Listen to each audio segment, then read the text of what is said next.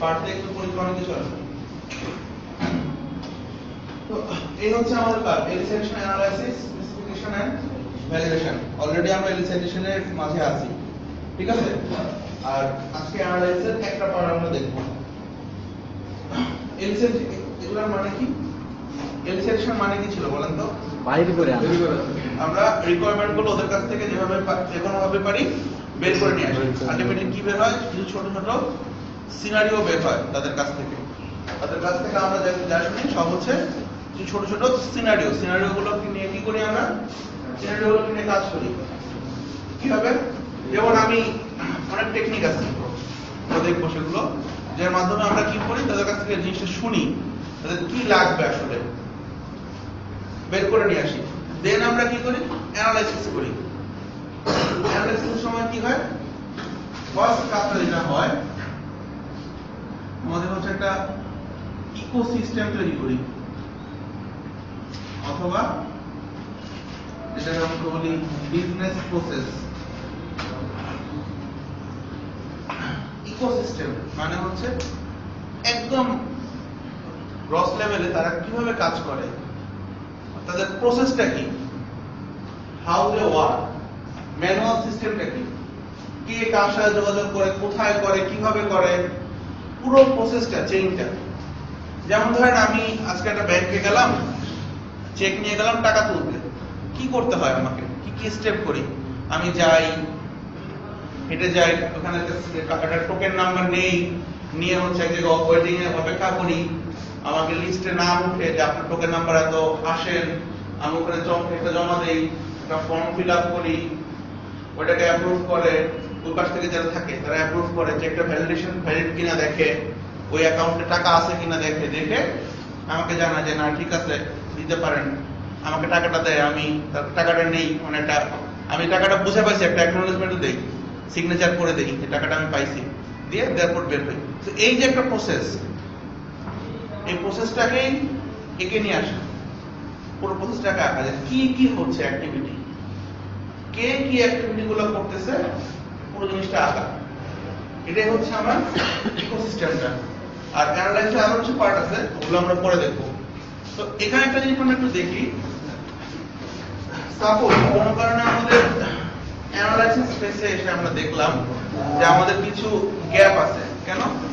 আমি তো যখন এলিসিয়েশন করতেছি, তখন আলটিমেটলি আমি কি করতেছি, আমি মানুষের কাছ থেকে শুনতেছি জিনিসগুলো, তার কি লাগবে, আমি শুনে নিয়ে আসলাম। আর যখন অ্যানালাইসিস করতেছি তখন দেখলাম কিছু গ্যাপ আছে। গ্যাপগুলো কেমন? একদিন তো আমাকে বলছে যে আপনি আমাকে তার কি বলে, ধরেন আমি কাস্টমারকে ডেলিভারি দেওয়ার সময় কাস্টমারের ছবিটা প্রিন্ট করে দিব, এটা একজন বলে দিছে, আমি শুনে নিয়ে আসলাম। কিন্তু কোথাও নেওয়া নাই, যে কোথাও এমন কিছু বলা নাই যে আমাকে ছবিটা ইনপুট আকারে নিতে হবে। যেটা জিনিসটা আমি ছবিটা ইনপুট আকারে নিয়ে ছবিটা আমি প্রিন্ট করতে পারবো না, স্যার পারবো না। তাহলে এটা আমার গ্যাপ রয়ে গেছে, কারণ দুইটা জিনিস দুজন মানুষ বলছে, আমি দুজনের কাছ থেকে আলাদা আলাদা করে শুনছি। তো এরকম আরো অনেক কিছু হয়, যেরকম আমাদের গ্যাপ তৈরি হয় আন্ডারস্ট্যান্ডিং এর। তো ওই ধরনের গ্যাপ গুলোর আমরা কি করি, অ্যানালাইসিস ফেজ থেকে যখন ক্ল্যারিফিকেশন দরকার হয়, আমরা এখানে ক্ল্যারিফিকেশনের জন্য পাঠাই যে ওকে আবার ওই জিনিসটা এলিসিয়েশন করে আসো, ঠিক আছে? সিমিলারলি স্পেসিফিকেশনের আউটপুটটা কি আসে? স্পেসিফিকেশন থেকে এন্ড ভ্যালিডেশন থেকে আমরা কি পাই? আলটিমেটলি একটা এসআরএস পাই, সফটওয়্যার রিকোয়ারমেন্ট স্পেসিফিকেশন পাই। মানে স্পেসিফিকেশন পার্টে অ্যানালাইসিস থেকে জিনিসগুলোকে আমরা লিখি, পয়েন্ট আউট করে লিখি, ভ্যালিডেশনে ওগুলোকে আমরা ভ্যালিড কিনা চেক করি। সো ভ্যালিডেশনের সময় যদি কোনো মানে আমাদের ডিফেক্ট থাকে, তখন আমরা কি করি, রিরাইটের জন্য পাঠাই।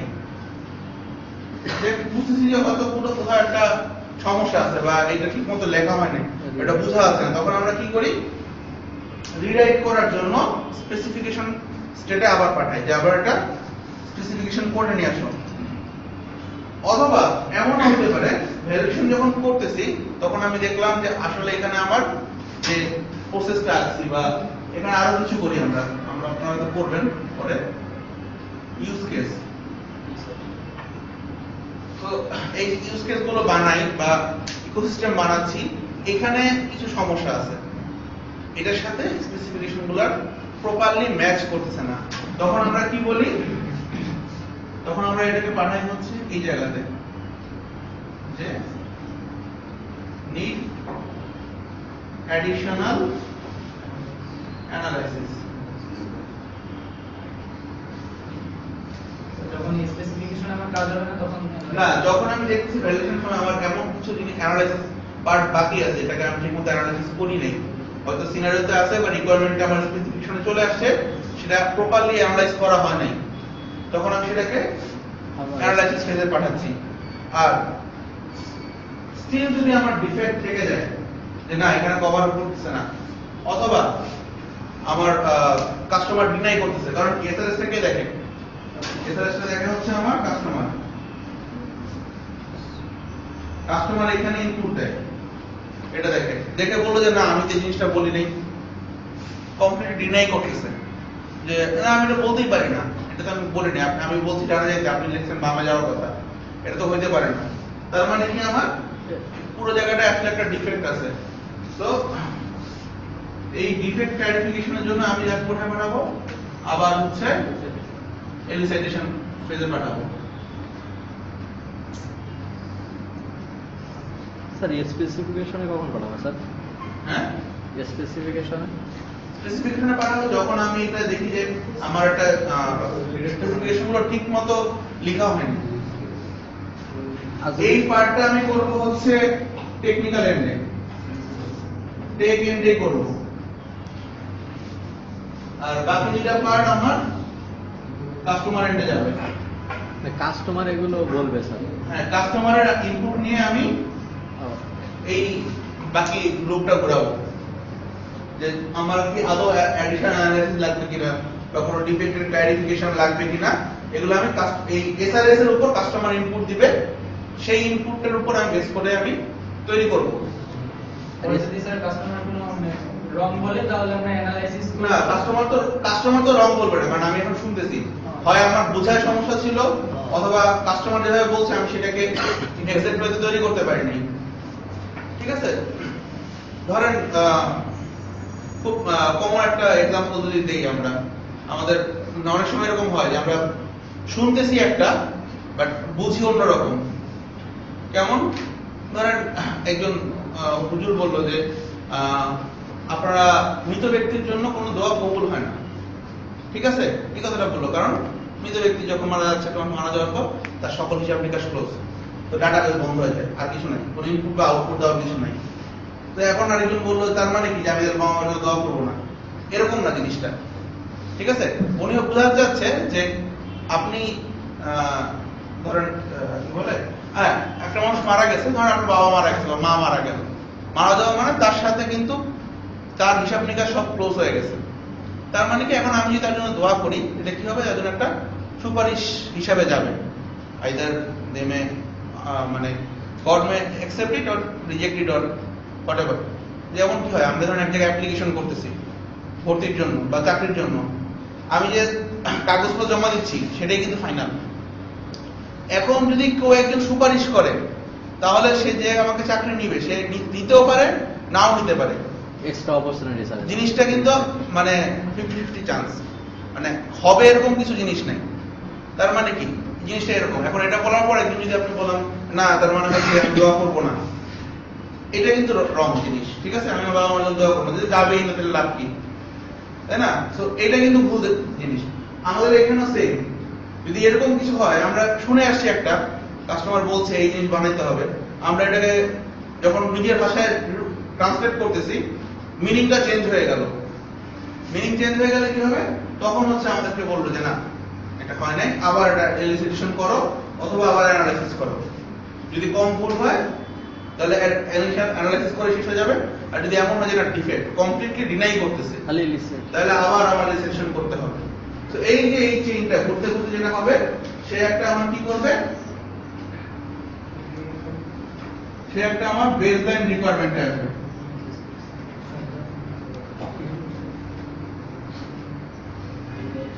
এইটাই কিন্তু কঠিন বোঝার ব্যাপার। সে একটা বেসলাইন রিকোয়ারমেন্টে আসবে যে আমি এই হচ্ছে আমার বেসলাইন রিকোয়ারমেন্ট, এই হচ্ছে রিকোয়ারমেন্টের বেসলাইন। তার মানে কি আলটিমেটলি আমি কোম্পানিতে কি বানায় দিব, তাকে কি দিব, তার একটা প্রাইমারি মানে বেসলাইন আমি পাচ্ছি, এই জিনিসটা আমি তাকে দিব। নাও এই পার্টটা হচ্ছে কি আমার রিকোয়ারমেন্ট ডেভেলপমেন্টের পার্ট। পুরো পার্টটা স্যার পুরো হ্যাঁ, পার্টটাই পুরো পার্টটা হচ্ছে রিকোয়ারমেন্ট ডেভেলপমেন্টের পার্ট। এর বাইরে এই পাশে যেটা আছে সেটা হচ্ছে রিকোয়ারমেন্ট ম্যানেজমেন্ট। স্যার এই রিকোয়ারমেন্ট ইঞ্জিনিয়ারিং প্রসেসের ভিতরেই এই হ্যাঁ, ডেভেলপমেন্ট পুরোটাই। একটা হচ্ছে ডেভেলপমেন্ট, একটা হচ্ছে ম্যানেজমেন্ট। ম্যানেজমেন্ট বলতে আমরা পরে যেগুলো করলাম ভ্যালিডেশন না, এই পুরোটাই ডেভেলপমেন্টের পার্ট। এটা এই যে বেসলাইন রিকোয়ারমেন্টটা পাইলাম, এই বেসলাইন রিকোয়ারমেন্টটা হচ্ছে ডেভেলপমেন্টের পার্ট। ম্যানেজমেন্টের জন্য কি হবে, এই যে আমার এটা হচ্ছে এখানে ইনপুট আকারে যাবে বেসলাইন রিকোয়ারমেন্টটা। এই রিকোয়ারমেন্টের উপর বেস করে কি কি হবে দেখেন, এই রিকোয়ারমেন্টের উপর বেস করে আমাদের হবে হচ্ছে এগ্রিমেন্ট।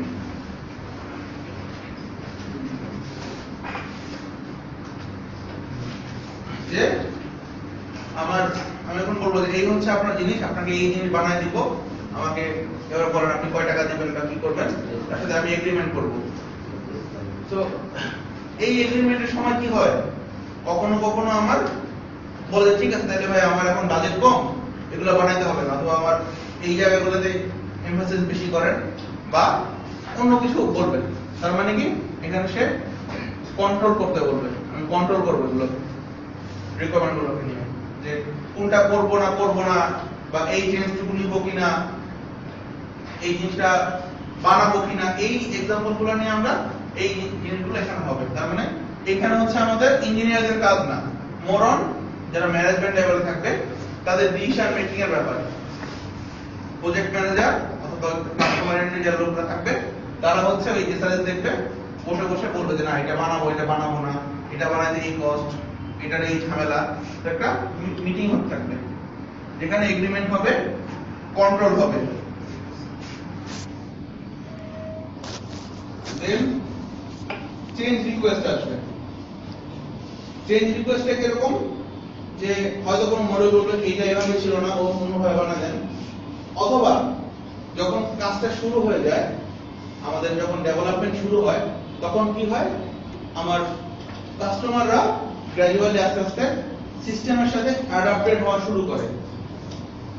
ধরেন আমি যখন বিল্ডিং বানাচ্ছে, প্রথমে প্ল্যান দিয়ে বিল্ডিং বানানো শুরু করলো, যখন এই ট্রিপ কাটছে তখন কি আলটিমেটলি যে বিল্ডিং এর মালিক সে কিন্তু তখন পুরো জিনিস আস্তে বুঝা শুরু করছে, তাই না, যে কিভাবে হচ্ছে, কোথায় কি দিলে ভালো হয়, এই জায়গায় কি চেঞ্জ করলে ভালো হয়, এই অনুযায়ী কি করে সে কিছু চেঞ্জ রিকোয়েস্ট আনতে থাকে, এইটা না ওইটা, এটা এরকম এরকম অনেক কিছু চেঞ্জ রিকোয়েস্ট আনে। এখন এই চেঞ্জ ম্যানেজমেন্ট আপনাদের পরে একটা পার্ট আছে, সেখানে যাব যে চেঞ্জ ম্যানেজমেন্ট কি হবে। এখন আমি কতটুকু কোন চেঞ্জ নিব, ধরেন আমি এখন নিচতলা বানালাম, বানানোর পর বললো না এখানে তো 5টা রুম করছেন, এখানে 8টা রুম করতে হবে, আবার আমার সব ভাঙতে হবে, এটা সম্ভব? কারণ এখন যদি হচ্ছে আমি বাউন্ডারি দিছি দিয়ে দাগ টান দিয়েছি, তখন যদি বলে 8টা রুম করেন, তখন আমি চিন্তা করতে পারছি বানানো সম্ভব। তো এরকম চেঞ্জ গুলো আমি কতটুকু সময় নিব, কয়টা নিব, কি নিব, কতটুকু নিব, এগুলা নিয়ে অনেক সিস্টেম আছে, প্রসেস আছে, কিভাবে নিব, কোনটা নিব, কেন নিব না বা কি করব না, এগুলা। তো আমরা যেটা করি, চেঞ্জের যে অংশটুকু ভায়াবল, মানে যে অংশটুকু আমরা করতে পারবো, আমাদের স্কোপের সাথে যাচ্ছে। স্কোপ মিন্স অবশ্যই বাজেট, টাইম, হিউম্যান রিসোর্স, এই টার্মগুলোর সাথে আমার ম্যানেজ করতে পারতেছি, যে আমার ওই স্কোপে আছে, হয়তো আমার 1 ঘন্টা 2 ঘন্টা বেশি লাগতেছে, বা আমার হয়তো একটু এফোর্ট বেশি লাগতেছে, প্রফিট একটু কম হচ্ছে, ওই স্কোপের ভিতরে আছে, তখন আমি এই চেঞ্জগুলোকে নিব, প্লাস প্রায়োরিটাইজ করব। চেঞ্জ রিকোয়েস্টের মধ্যে চেঞ্জের পরে মানে এটা হচ্ছে কোনো স্টেপ না, আমি কি করব, এগুলোকে প্রায়োরিটাইজেশন করব, যে কোনটা আগে করব, কোনটা আগে করলে ভালো, এই প্রায়োরিটাইজেশন গুলো করব।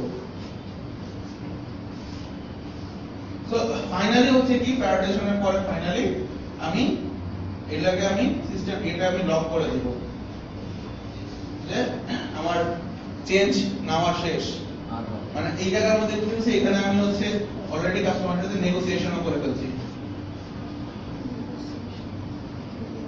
নেগোসিয়েশন করছি যে আমি প্যারাটাইজেশন করার পর এগুলাকে নিব না, বা এই রিকোয়েস্ট সম্ভব না বলে আমি একটা জিনিস লক করছি। এই লক করার পর আমার আলটিমেটলি যে জিনিসটা আউটপুট আসছে সেটা কি আমার রিভাইজ রিকোয়ারমেন্ট।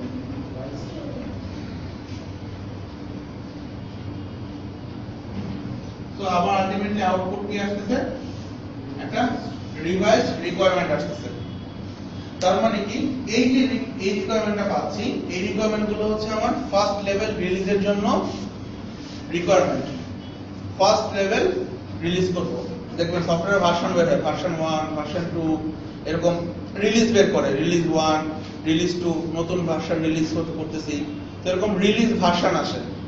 এই রিলিজ ভার্সন বাই টার্মগুলো কিভাবে করে এগুলো আপনারা প্রজেক্ট ম্যানেজমেন্টের সময় শিখবেন, কিভাবে ভার্সন ম্যানেজ করে, কখন রিলিজ হয়, কখন এটার মডিউল হলে, কখন হচ্ছে ধরেন 1.1 বলতেছে, কখন কখন বলছে যে ভার্সন 2 আসতেছে, এগুলোর পুরো সিস্টেম আছে, কিছু টেকনিক আছে। যাই হোক, তারা হচ্ছে একটা ফার্স্ট লেভেল রিভাইজ রিকমেন্ড করে যে এই জিনিসগুলো আমি এখন বানাই দেবো, আপনি আগে দেখেন, শুরু করেন কাজ, তারপর আপনি আসেন। কারণ আলটিমেটলি হয় কি, কখনো ফার্স্ট ফেজে আমাদের কমপ্লিট হয় না সফটওয়্যার ডেভেলপমেন্ট। কেন? কারণ যে কাস্টমার বা নন টেকনিক্যাল পারসন আমাকে রিকোয়ারমেন্ট দিচ্ছে, তিনি আলটিমেটলি শিওর না যে আমার অ্যাকচুয়ালি কি লাগে, কারণ উনি জিনিসটা ভিজুয়ালাইজেশন করতে পারে না। নরমালি তারা ভিজুয়ালাইজেশন করতে পারে না। তো যখন আমরা হাতে পাই, ইউজ করা শুরু করি, তখন আমি বুঝি যে আলটিমেটলি আমার কোথায় কি চেঞ্জ লাগবে বা কিরকম হইলে ভালো হয়, রিপোর্টটা কিরকম আসা উচিত, আমার এই ডাটাটা ইনপুট নিব কিনা, এই জায়গার মডিউলে এরকম দেওয়া উচিত, এই অ্যাক্সেস দেওয়া উচিত, তার এটা করতে পারা উচিত। তো এই ধরনের জিনিসগুলো তারপর চলে আসে গ্র্যাজুয়ালি, ঠিক আছে? তখন হচ্ছে আমাদের পরের লেভেল আস্তে আস্তে এরকম একটা একটা করে ভার্সন রিলিজ পেতে থাকে। তো এই হচ্ছে আমাদের ফুল প্রসেসটা। আমরা এলিসিটেশন দেখছি, কি প্ল্যানিং করব, কি প্রিপারেশন নিব, এবার এলিসিটেশনের টেকনিক গুলো দেখি।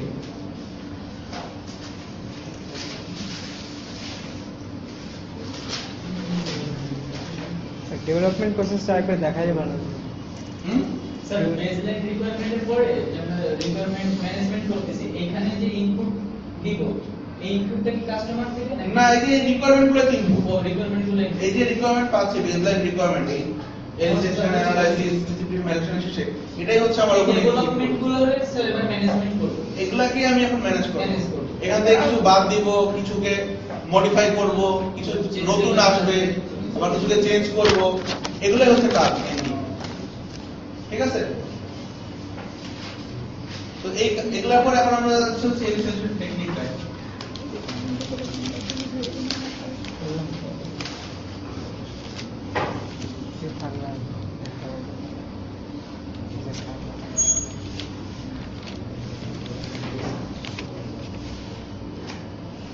আমরা নোট বেশ কিছু চমৎকার এলিসিটেশন টেকনিক ইউজ করি, সবই খুব কমন। Interview,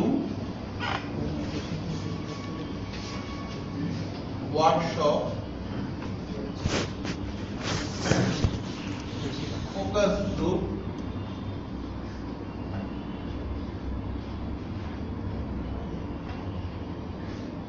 observation,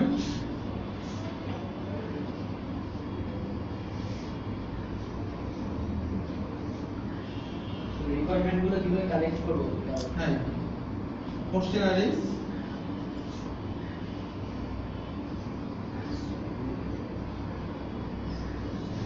Evaluation.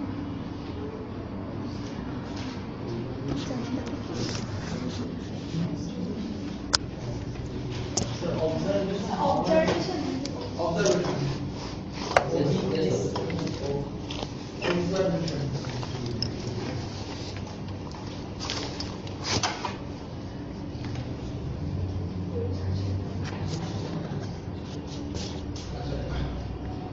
এগুলো হচ্ছে ডিফারেন্ট টেকনিক। আমরা এক একটা বিভিন্ন কেস সিনারিওর জন্য বিভিন্ন কেসে আমরা এই টেকনিকগুলো ইউজ করি almost these are the common practice technique. So first come to the interview portion. Interview কি জিনিস? Interview কি হয় ওখানে আসলে? কথা হয়। আচ্ছা কি কিরকম কথাবার্তা বা কি হয় আসলে? আমরা কিছু ওপেন এন্ডেড কোশ্চেন দেই। ওপেন এন্ডেড কোশ্চেন মানে কি? যেগুলোর অ্যানসারে কোনো চয়েস বা কোনো মানে লিমিটেশন নেই। আমরা একটা ওপেন কোশ্চেন দিচ্ছি, সেই কোশ্চেনের অ্যানসারটা যে কোনো কিছু হতে পারে। মাল্টিপল চয়েস কোশ্চেন না। আমরা কি মাল্টিপল চয়েস কোশ্চেন করি ইন্টারভিউতে? যে হ্যাঁ বা না এমন উত্তর দেন। ওপেন কোশ্চেন করতেছি।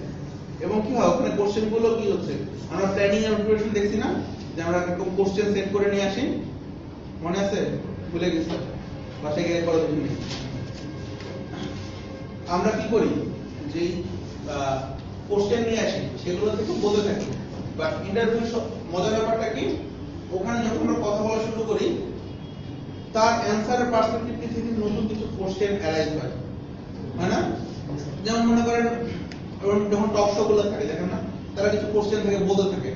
এর মানে কি হয়? তাদের উত্তর থেকেও কিন্তু নতুন নতুন কোশ্চেন তৈরি হয়। তার মানে পুরো জিনিসটা একটা অ্যানালিটিক্স মানে ওপেন এন্ডেড জিনিস। আমার এখানে কোনো জায়গার কোনো লিমিটেশন নেই, বাউন্ডারি নেই, ফিক্সড কোনো বাউন্ডারি নেই যে আমি এই কয়টা জিনিস বলবো বা এইটুকু নিব, এর বাইরে কিছু নিব না। ইন্টারভিউ সুবিধা কি? আমি যে কোনো জিনিস জানতে পারি, যে কোনো ভাবে প্রশ্নটা জানি। অসুবিধা কি? আমি জানি হচ্ছে একটা কোয়ালিটেটিভ ওয়েতে, মানে ডেসক্রিপশন ওয়েতে, মানে কনসাইজ বা খুব চমৎকার ভালো একটা স্ট্রাকচার ওয়েতে কিন্তু রিপ্লাই গুলো পাই না। সুবিধাটা কি? আর আরেকটা সুবিধা হচ্ছে কি? আমি এখানে ফ্রি, বাউন্ডারিলেস, আমি যে কোনো দিক থেকে প্রশ্ন করতে পারি, যে কোনো জায়গা থেকে জিনিসপত্র ইনফরমেশন কালেক্ট করতে পারি। এটা হচ্ছে আমার সবচেয়ে বড় সুবিধা interview. This is the most common technique এবং অলমোস্ট সব ধরনের প্রসেসের ক্ষেত্রে ইন্টারভিউটা খুব বেশি কাজ করে। আর ইন্টারভিউ প্রসেসটা আমার খুব বেশি ওয়ার্কেবল। যে কোনো ধরনের সফটওয়্যার বা রিকোয়ারমেন্ট কালেকশনের ক্ষেত্রে interview is the very much common and popular technique. But কিছু লিমিটেশন আছে। লিমিটেশনটা কি? যেমন ধরেন এখন আপনাদের নতুন যে সিস্টেম তৈরি করছে যেখানে অ্যাটেন্ডেন্স দেওয়া যায় বা আমরা কুইজের মার্কসগুলো অটোমেটিক দিয়ে দিতে পারি, ঠিক আছে? অ্যাটেন্ডেন্সটা আমরা খাতায় দিব না, এখন সরাসরি অ্যাপ্লিকেশনে নিব। এই ধরনের যে জিনিস তৈরি করছে, এখানে রেফারেল ফ্যাকাল্টি কতজন আছে? হ্যাঁ, রেফারেল ইউনিভার্সিটিতে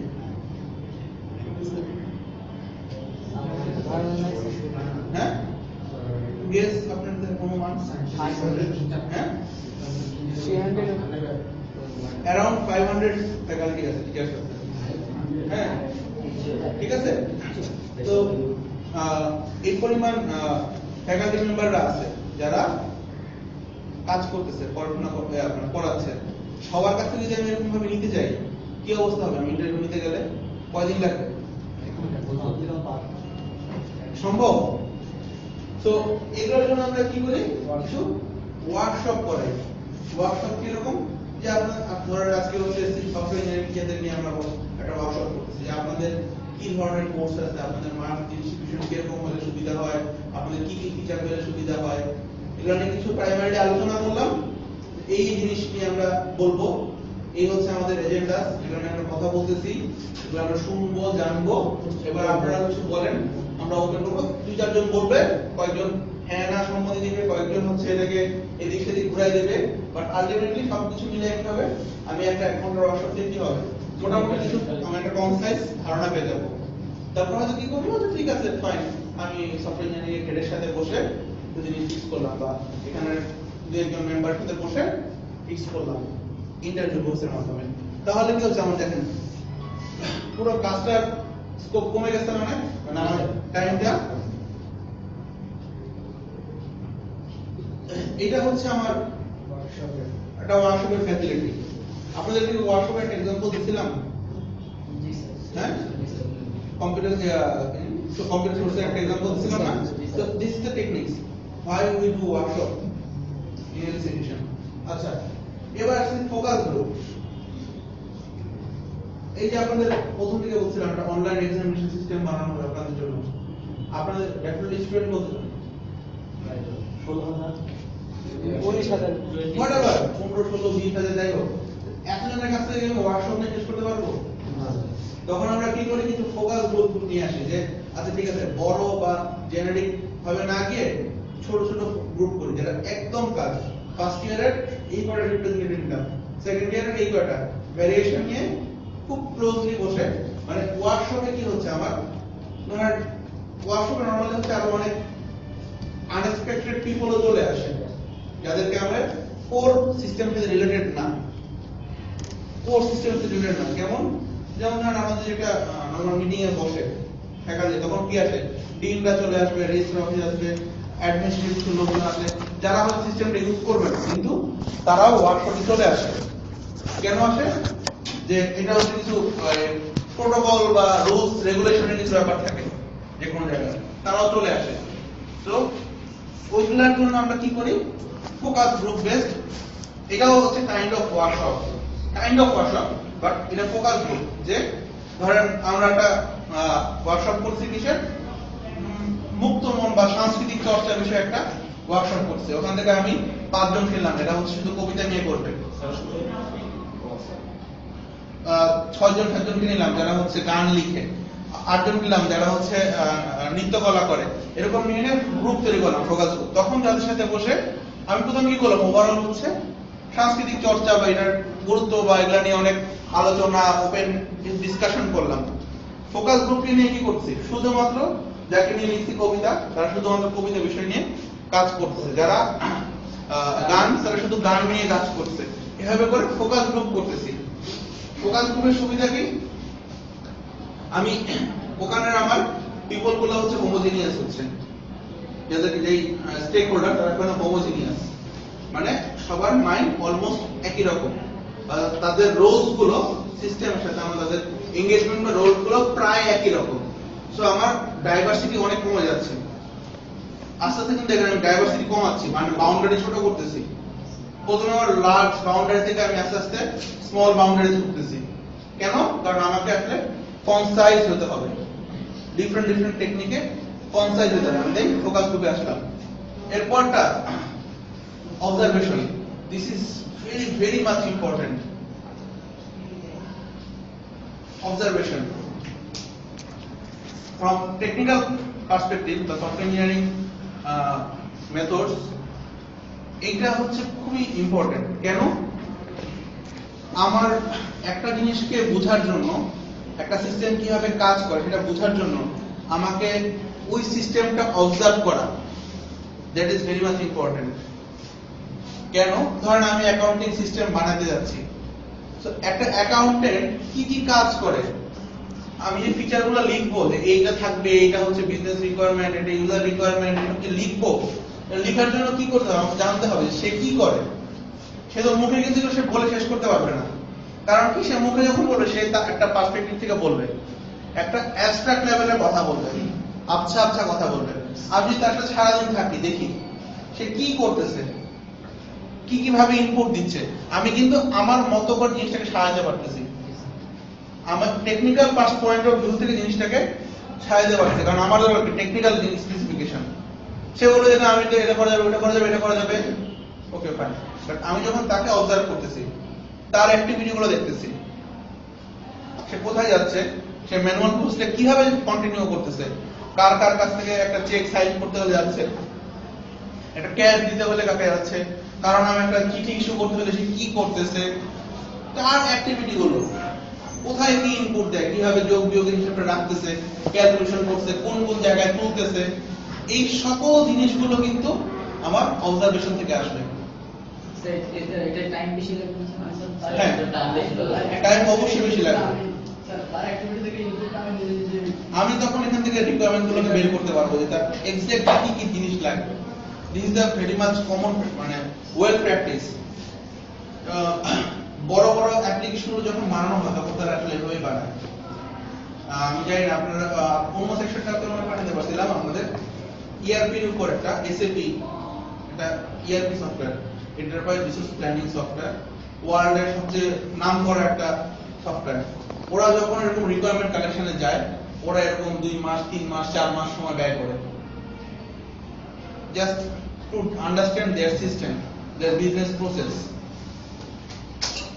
এত সহজ হয়ে তারা এটাকে অ্যানালাইজ করে এবং একটা রিকোয়ারমেন্ট ধরেন একটা মডিউলের রিকোয়ারমেন্ট, এই যে মডিউলের রিকোয়ারমেন্ট 800-900 পৃষ্ঠার এরকম বড় বড় রিকোয়ারমেন্টের বই তৈরি হয়, যে পুরো সিস্টেমটাকে তারা অ্যানালাইসিস করে, যে দেখে কে কিভাবে কাজ করে।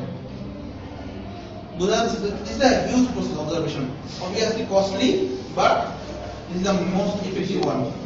এখন যাই আমি টেকনিকগুলো বলতেছি, আলটিমেটলি কাজ জিনিসটা কি, আমার সবকিছু আমার বেস্ট করতেছে আমার সিনারিওটা কি, আমি কি বানাবো, আমার বাজেট কি, আমার প্ল্যান কি, আমার হিউম্যান রিসোর্স কতটুকু, সবকিছুতে আমাকে ট্রেড অফ করতে হবে। এখন আমার বাজেট হচ্ছে মনে করেন 2 লাখ টাকা সফটওয়্যারের জন্য, আমি 1 লাখ টাকার উপর ধরে রিকোয়ারমেন্ট ইঞ্জিনিয়ারিং করলাম, এটা আমার পক্ষে সম্ভব না করা। আমার কিছু এস্টিমেশন আছে, বা আমাদের টাইম খুব কম দিল, যেটা 1 মাসের মধ্যে বানাইতে হবে, আমি 20 দিন ধরে রিকোয়ারমেন্ট ইঞ্জিনিয়ারিং করলে তো হবে না। তখন আমাকে কিছু জায়গায় ট্রেড অফ করতে হয়, যে কারণে আমাদের দেশে ভালো লেভেলের অ্যাপ্লিকেশন তৈরি হয় না। আমাদের দেশে কিন্তু প্রোডাক্ট তৈরি হয় না। আমরা প্রোগ্রাম লিখে দিই অন্যের জন্য, বাট আমরা নিজেদের জন্য প্রোডাক্ট তৈরি করতে পারি না, নিজেদের ব্র্যান্ড তৈরি করি না, because lack of requirement engineering knowledge. Anyway, এরপর এটা হচ্ছে সোশ্যালাইজ। সবাই আপনারা এটা দেখছেন মনে হয়, বিভিন্ন সার্ভে হয়, সার্ভে ফর্ম থাকে, সার্ভে ফর্মে কি থাকে, কোশ্চেনগুলোর অ্যানসার কিরকম হয়, ওপেন এন্ডেড,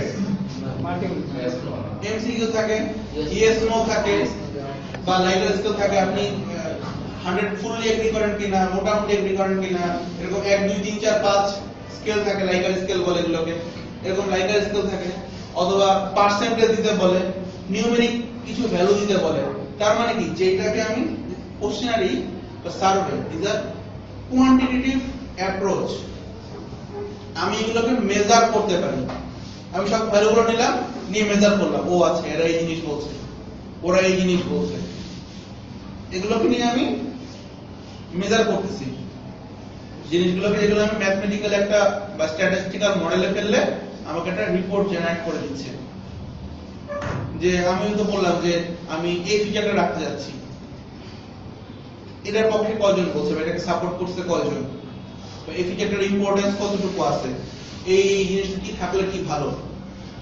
কোশ্চেনারিটা কিভাবে করে, যেমন এখন ধরেন আমি একটা নতুন সফটওয়্যার বা একটা প্রোডাক্ট আনতে যাচ্ছি মার্কেটে, আমি যদি মানুষের কাছে গিয়ে বলি যে আমি এটা বানাতে চাই, তার মানে আমার আইডিয়াটা খুব ইজিলি কপিকেট হয়ে যাবে, আমার এটা আমার কাছে থাকতেছে না, অন্য কেউ বানায় ফেলতেছে। তো আমরা যেন কি করি, ডিফারেন্ট অ্যাপ্রোচ চাই, যে আপনাকে এই জিনিসটা বললে কেমন হচ্ছে, আপনার এই অসুবিধা হচ্ছে, আপনার কি অসুবিধা হচ্ছে, মানে কি আমরা বুঝাই যে আপনার সামাজিক দায়বদ্ধ থেকে একটা কাজ করি, কি এই হচ্ছে রেসপন্সিবিলিটি থেকে আমরা বলছি, আমরা আপনার ডাটা কালেকশন করছি, আলটিমেটলি কি করছি, নতুন একটা প্রোডাক্ট আমি লঞ্চ করব, লঞ্চের রিকোয়ারমেন্ট কালেক্ট করতেছি। আমি বলতেছি কিন্তু এক জিনিস, যে দেখ আপনার সচেতনতা বৃদ্ধির জন্য ধরেন আমি একটা মেডিকেল ফ্যাসিলিটি দিব, আমি বললাম কি গ্রামের সকল মা বোনদের এই সমস্যা হয়, স্যানিটেশন কি প্রবলেম হচ্ছে, সেগুলো নিয়ে আমরা সার্ভে করলাম, ডাটা কালেকশন শুরু করলাম, মানুষজন মনে করলো হচ্ছে, কিন্তু আলটিমেটলি কি হচ্ছে, কোনো একটা নতুন প্রোডাক্ট লঞ্চ হবে, যেটা হয়তো আপনি পরে গিয়ে দেখবেন 1 বছর পরে, ওই দিন আপনি এটা ভুলে গেছেন। তারা করছে তো জানেন না, কোশ্চেনারি যারা সার্ভে করবে তারা হয়তো পুরো থার্ড পার্টি একটা আসবে, অন্য একটা নরমালি আসে কারা অর্গানাইজেশন গুলো, যে নন প্রফিট অর্গানাইজেশন, এনজিও বা এরা এসে করে, এটাকে টাকা দিচ্ছে, আমি টাকা দিচ্ছি, এটা সার্ভে করে তারা করে দিচ্ছে। তো this is the technique questionnaire, this is also effective. দেখেন আস্তে আস্তে আমরা কি অনেক স্কুইজড হয়ে গেছি, কিন্তু একদম আমরা বাউন্ডারি গুলোকে ক্লোজ করে দিচ্ছি, ওপেন এন্ড থেকে আস্তে আস্তে ক্লোজ এন্ডে আসছি। কেন? আমরা আমাদের গোলে পৌঁছাতে হবে। ফাইনালি সিস্টেম, ডকুমেন্ট বা ইউজার ইন্টারফেস অ্যানালাইসিস, তার মানে কি আমার অলরেডি তাদের কিছু ডকুমেন্ট আছে, তাদের কিছু বিজনেস মডেল আছে, প্রসেস আছে, তারা কি কাজ করে না করে, হয় একটা পুরনো সিস্টেম আছে, অথবা কিছু ডকুমেন্ট আছে, অথবা আগেরই একটা সফটওয়্যার আছে, ইউজার ইন্টারফেস দেখে দেখে আমাদের এটাকে এনহ্যান্স করতে হবে বা এক্সটেন্ড করতে হবে, এটাকে চেঞ্জ করতে হবে। এগুলোর জন্য প্রিভিয়াস ডকুমেন্টস বা প্রিভিয়াস সিস্টেম আমরা অ্যানালাইসিস করি। এই জায়গায় গুলো দেখেন, এখানে কিন্তু আমি মোটামুটি একদম 100% শিওর যে আমি রিকোয়ারমেন্টটা কি আমি খুব ইজিলি বুঝতে পারছি, কারণ কি তারা অলরেডি জিনিসটাকে গুছায় রাখছে, তারা অলরেডি ডকুমেন্টেড, অর তাদের অলরেডি একটা সিস্টেম আছে, অর তাদের অলরেডি সফটওয়্যার আছে। যে কোনো ভাবে আমি এই জিনিসটাকে অ্যানালাইসিস করে বুঝতে পারি। বুঝা যাচ্ছে? তো এগুলো হচ্ছে কমন কিছু টেকনিক। এই টেকনিকগুলো আমরা দেখি বিভিন্ন অ্যাপ্লিকেশনের ক্ষেত্রে। অ্যাপ্লিকেশন টু অ্যাপ্লিকেশন ভ্যারি করে। কোন ধরনের সিনারিওর জন্য কোন অ্যাপ্লিকেশনটা ইউজ করব, কিসের জন্য কোন কিভাবে করব, এগুলো ভ্যারি করে। কি বুঝা যাচ্ছে নাকি? এটুকু বুঝতে কারো কোনো প্রবলেম আছে?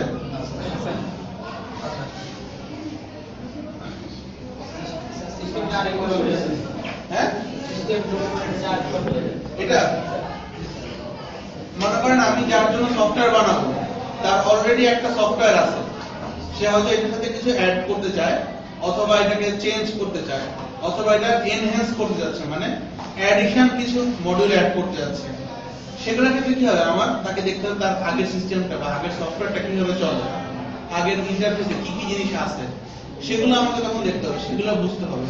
স্যার ভার্সন ডেভেলপমেন্ট না, ভার্সন ডেভেলপমেন্ট অ্যাকচুয়ালি ধরেন হয়তো আমার আগে একটা কোম্পানি বানাই দিয়ে গেছে, তারা এখন নাই, তারা বানাইছে হয়তো জাভাতে, এখন আমি চাই আরো রোবাস্টনেস করার জন্য, আমি আরো বেশি ফিচার ডটনেটে করতে, পুরো জিনিসটাকে রিপ্লেস করতে যাচ্ছি। অথবা হতে পারে আমার একটা ডেস্কটপ ছিল, আমি এখন ওয়েবে যেতে যাচ্ছি, অথবা ওয়েবে ছিল আমার একটা মোবাইল অ্যাপস যেতে যাচ্ছি। এই যে নতুন কিছু ধরনের মোবাইল অ্যাপস যেতে হয়, তাহলে কি করতে হবে, ওদের এখানে যা ফিচার তাই তো রাখতে হবে। হয়তো আমাকে বলতে পারে না এটা অ্যাডিশনাল অ্যাড করেন, অমুকটা কিছু করেন, হ্যান দেন, সেগুলো পরের ব্যাপার। বাট আমার কি করতে হবে, মেইনলি তার প্রিভিয়াস ডকুমেন্ট অ্যানালাইসিস করতে হবে, এবং সেই ডকুমেন্ট অ্যানালাইজ করা কিন্তু আমার জন্য খুব সহজ। কেন? কারণ আমি মোটামুটি জানি যে জিনিসটা স্ট্রাকচারটা কি, টেকনিক্যাল ভাষায় জিনিসটা বানানো আছে, আমি এবার এখান থেকে খুব সহজে রিট্রাক্ট করতে পারবো জিনিস আমার রিকোয়ারমেন্টস গুলো। এবার আমরা কিছু কমন সফটওয়্যারের কথা চিন্তা করি।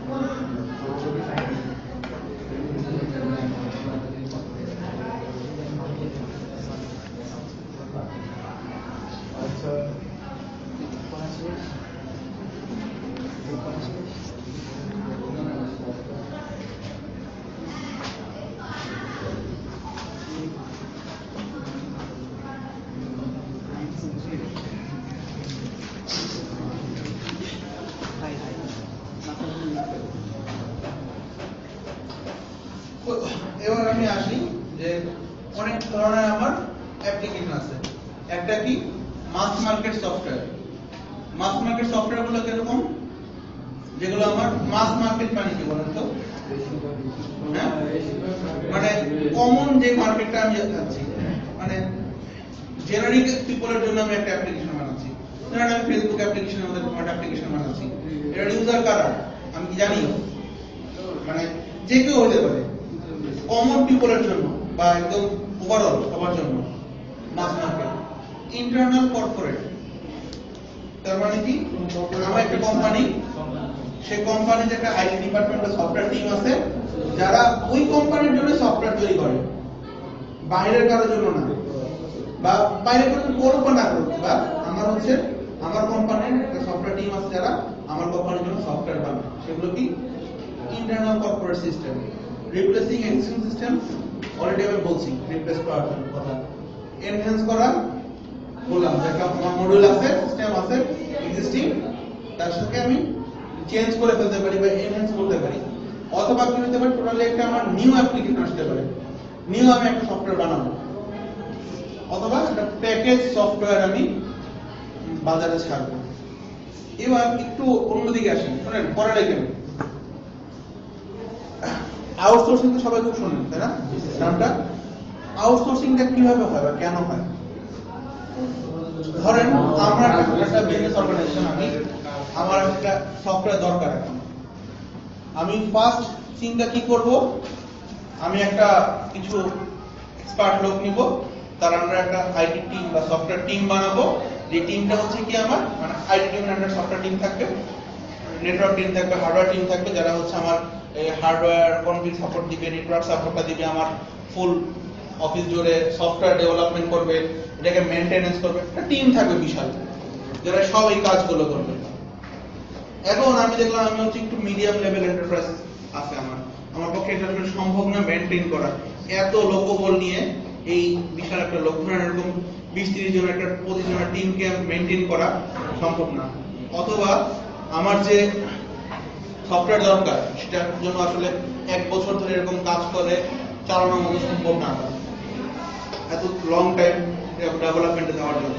তখন আমি কি চিন্তা করি, আমি একটা টেন্ডার বা কিছু দিচ্ছি যে সফটওয়্যার কোম্পানিরা দাও, আমার এই জিনিস বানাইতে হবে, কে কয় টাকা বানাইতে পারবে, অথবা হচ্ছে কে বানাইতে পারবে, আমি এরকম খুঁজি কারা সফটওয়্যার বানায় দেয়, তাদের সাথে মিটিং করে বললাম আচ্ছা আমাকে এই জিনিস বানাই দিতে হবে। This is another approach. প্রথমটা কি হচ্ছিল আমার ইন হাউস ডেভেলপমেন্ট হচ্ছিল, পরেরটা কি হচ্ছিল আমার যে আমি করতেছি না, অন্য কাউকে আমি আউটসোর্স করতেছি কাজটা, তা সে আমাকে বানায় দিচ্ছে, ঠিক আছে। আরেকটা যেটা হতে পারে, এটা হচ্ছে ডিফারেন্ট জিনিস, সেটা কি আমি একটা সফটওয়্যার কোম্পানি, আমার একটা প্রোডাক্ট আছে, আমার কি একটা অ্যাকাউন্টিং সফটওয়্যার আছে, আমি এবার অন্য উল্টা অ্যাপ্রোচ বিজনেস কোম্পানিগুলোর কাছে গিয়ে বলছি আপনার কি লাগবে অ্যাকাউন্টিং সিস্টেম, লাগলে আমার কাছে নিতে পারেন। This is another approach. একটা কোম্পানিতে সফটওয়্যার ডেপ্লয় হওয়ার জন্য যে কোনো অ্যাপ্রোচ হতে পারে, নিজের বসে বানাতে পারে ইন হাউস, এক্সটার্নাল কাউকে ডাকা দিতে পারে, অথবা সে অন্য কারো কাছ থেকে প্যাকেজ ডাটা বা রেডিমেড সফটওয়্যার কিনে নিতে পারে। বুঝা যাচ্ছে? এগুলো হচ্ছে অ্যাপ্রোচ। তো এখন আমরা দেখি এই যে বিভিন্ন ধরনের সফটওয়্যার গুলো বা আমরা লিখলাম বিভিন্ন টাইপের আমাদের ডেভেলপমেন্ট, এগুলোতে কোনটার জন্য কোন টেকনিক আমরা ইউজ করব। আমরা আসি হচ্ছে নিউ অ্যাপ্লিকেশন দিয়ে একটা নতুন সফটওয়্যার বানাতে চাই একটা কোম্পানির জন্য, আমি কি করব, কোন টেকনিকগুলো ইউজ করব।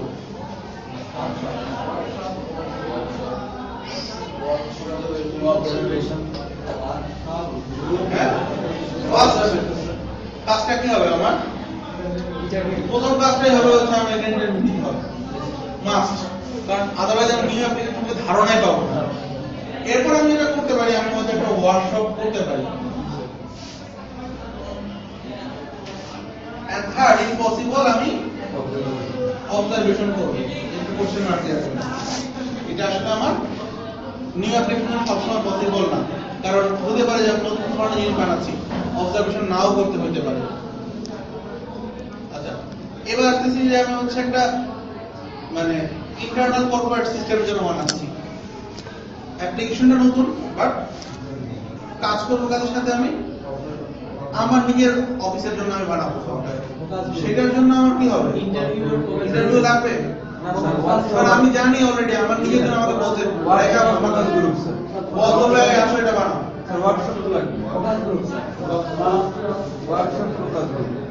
আমার এটা সবচেয়ে মেইন কাজটা আমি এটা করতে পারি, ফোকাস গ্রুপে যাব, অবজারভেশন আমি খুব সহজে করতে পারবো, কারণ আমার নিজের অফিস, এখানে খুব সহজে আমি অবজার্ভ করতে পারছি, আমার আলাদা টাইম দিতে হচ্ছে না, আমি জাস্ট 2 ঘন্টা গিয়ে বসে থাকলে হচ্ছে।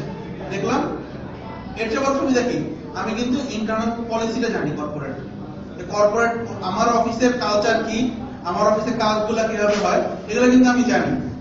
সুতরাং আমি অবজার্ভ করলে আমাকে এত জটিল হয়তো অবজারভেশন করতে হবে না, সহজে আমি বুঝতে পারবো যে কি অবজারভেশন করতে হবে। আর কোনো টেকনিক ইউজ করা যায়? স্যার সিস্টেম ডকুমেন্ট অ্যানালাইসিস যদি আমার মানে আমার কোম্পানিতে আগে কখনো অবভিয়াসলি এই জিনিসটাও আমার আসে। এখানে একটা কোশ্চেন দিলাম, সবসময় থাকে না যে আমার হতে পারে কোনো আমার অফিসের ডকুমেন্ট গুলো, কারণ কি আমি যেহেতু এই অফিসের এমপ্লয়ি, তো আমি খুব সহজেই ডকুমেন্টের অ্যাক্সেস পাচ্ছি, মানে আমাকে দেখে ট্রাস্ট আছে। ওকে, দিয়ে আমি এই অ্যানালাইসিস এগুলা ওর সাথে অ্যাড হয়ে যেতে পারতেছি। আচ্ছা, এরপর আমরা আসি হচ্ছে রিপ্লেস এক্সিস্টিং সিস্টেম। একটা সিস্টেম আছে, সেটাকে আমি পুরোপুরি আমি রিপ্লেস করে দিব। হ্যাঁ, তো আমার এখানে ফার্স্ট কাজ কি হবে? আমার এখানে আমার প্রথম কাজ হবে একটা ইন্টারভিউ করা, যেটা আমার ব্যাকগ্রাউন্ড বা অবজেক্টগুলো ক্লিয়ার করা, রিপ্লেসিং করার জন্য কিসে যাচ্ছে, কেন যাচ্ছে, কি কি করতে যাবে, রিজন থাকে রিপ্লেস করার জন্য। মানে ধরেন খুব একটা কমন ট্রেন্ড, আমরা খুব সহজে হচ্ছে মির্জাফর হতে চাই। কেন জানেন? মির্জাফর কি কাজ করছিল? বিট্রে করছিল। তার মানে কি, সে আসলে আমার গোপন কথা আরেকজনের কাছে গিয়ে বলে দিছে, এই তো, তাই না? আমরা কিন্তু খুব সহজে এরকম বলি, যখন একজন এসে বলে যে ও খুব খারাপ কাজ করছে, হ্যান করছে, ত্যান করছে, আমরা খুব সহজে এসে শুনি, মজা পাই, তাই না? কিন্তু আলটিমেটলি জিনিসটা কি হচ্ছে, যেই লোক একজনের সাথে বিশ্বাসঘাতকতা করে, বা একজনের গোপন কথা আমাকে এসে বলছে, আমার গোপন কথা সে কিন্তু গিয়ে আরেকজনকে বলে দিবে, খুব কমন জিনিস। তো একজনের সফটওয়্যার দ্বারা রিপ্লেস করে ফেলতেছে, আমারটা দ্বারা রিপ্লেস করবে। আমি চাই না আমার রিপ্লেস করবে, কারণ আমার এখান থেকে ইয়ারলি একটা আমার মেইনটেনেন্স চার্জ আসতেছে, আমি যে লুজ করতে চাই না। তাহলে কি চাই? আমাকে জানতে হবে কেন রিপ্লেস করছে, কি কি এই সমস্যা আছে বা কি আছে। এটা হচ্ছে খুব মানে কমন প্র্যাকটিস, প্রফেশনাল প্র্যাকটিস। আমরা যেটা করি, আমরা হচ্ছে অন্য মানুষের খুব সহজে অন্যকে খারাপ করতে অভ্যস্ত। This is not a good corporate practice. This is not professional approach. ওই যে একটা কথা বললাম, কাকের মাংস কাক খায় না, আমরা কিন্তু মানুষ তাই করি। আমরা কি করি? খুব নরমাল চেষ্টা করি, ও আচ্ছা ও বানাইছে, আরে ভাই কিছু হয় না, আমি বানাই দিই, ভালো করে বানাই দেবো, ও কিছুই পারে না। এটা বাজে অ্যাপ্রোচ। এতে কিন্তু আপনার প্রতি নেগেটিভ ধারণা হবে, তার অন্যের প্রতি নেগেটিভ ধারণা হবে না, যে বানাইছে আগের জন ভুল করে তার প্রতি এতটা নেগেটিভ হবে না যাতে আপনার প্রতি হয়।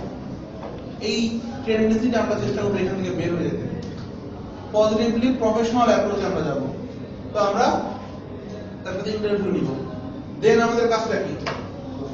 আমাদের এইটা ভেরি মাচ ইম্পর্টেন্ট। কেন? আমি রিপ্লেস করতে যাচ্ছি, এটা আমাদের জন্য খুব ইম্পর্টেন্ট।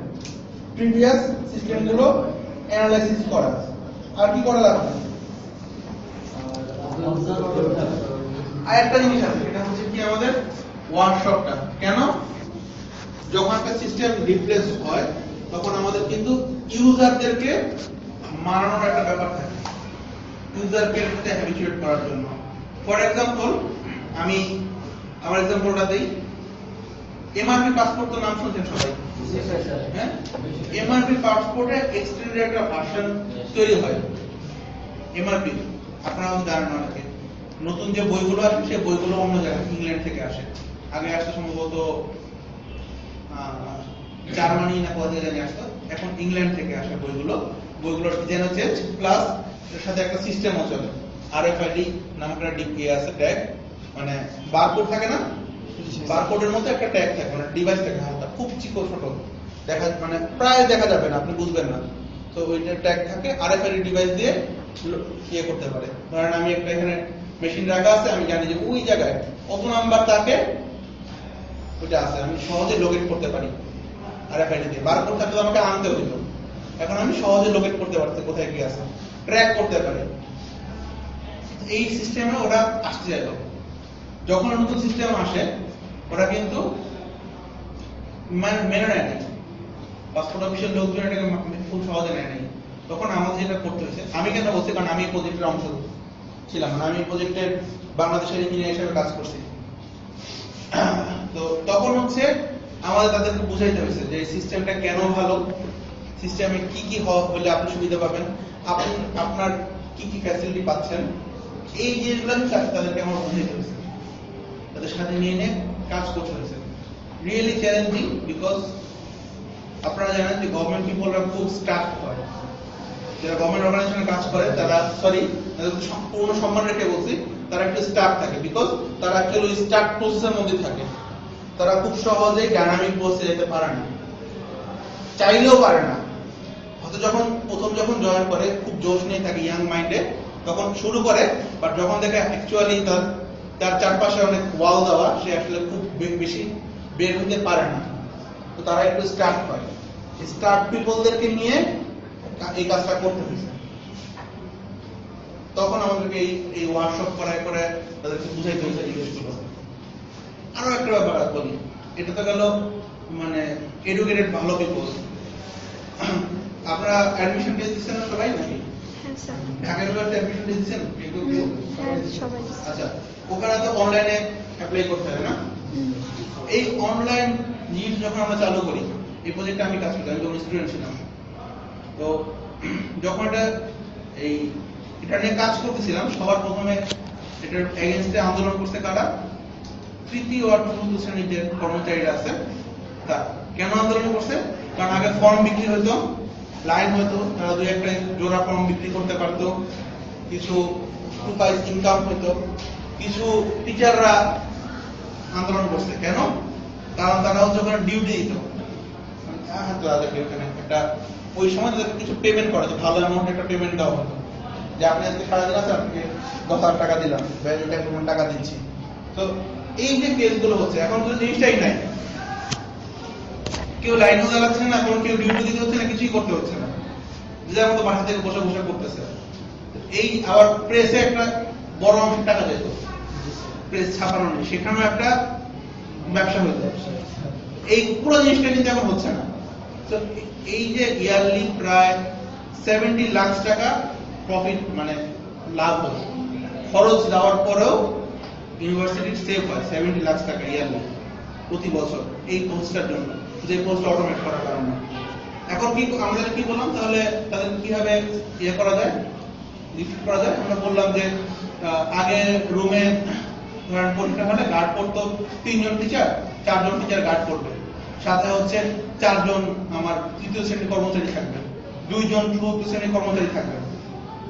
ওদেরকে আমি আগে যদি ধরেন 500 টাকা দিতাম এখন আমি 1000 টাকা দেবো, কাজ শেষ। আমি তাকে প্রফিট করতেছি, আমি তাকে গিভিং বেনিফিট, যে আপনি এই সিস্টেমে থাকেন, আপনি দেখেন জিনিসটার কাজ করেন। বিকজ আমি যাদেরকে বাদ দেবো, তাদের একটা ভয় ছিল যে এটা হইলে তো আমার চাকরি থাকবে না, আমি যে এই ফর্ম ছাপানো নিয়ে কাজ করি, আমার যে সেকশনটাই থাকতেছে না।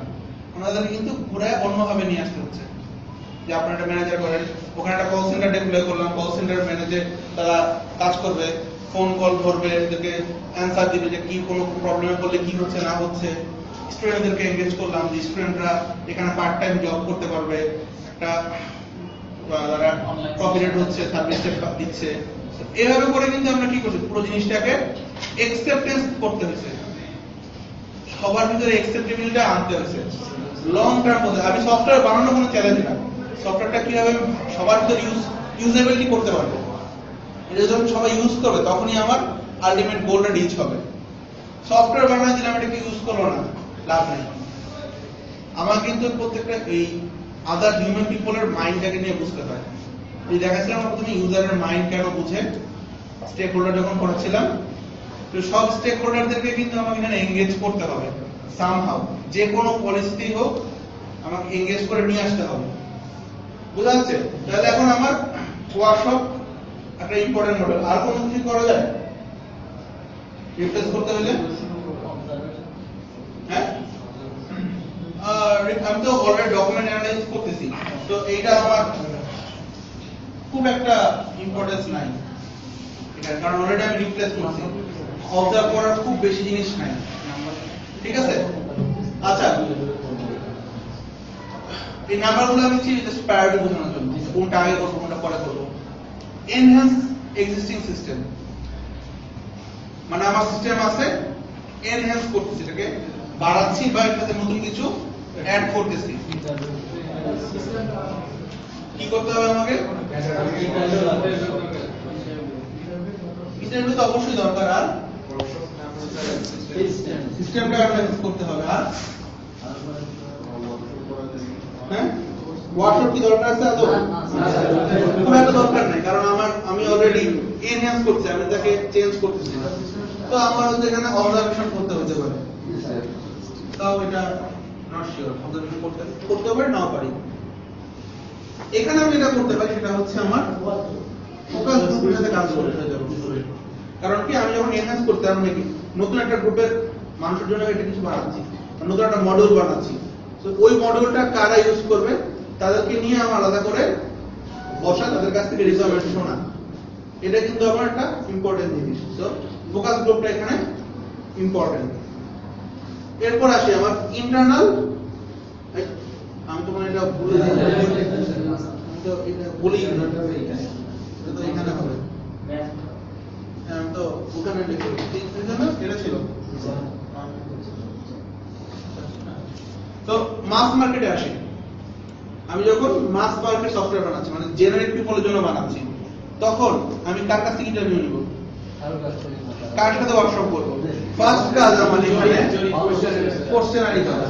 This is the one and only easiest process, questionnaire করা। আর সিস্টেম যদি পুরনো কোনো ডকুমেন্ট থাকে, এই আমি তো মাস পিপলের জন্য অ্যাপ্লিকেশন বানাচ্ছি, আমি কোথায় কি পাবো?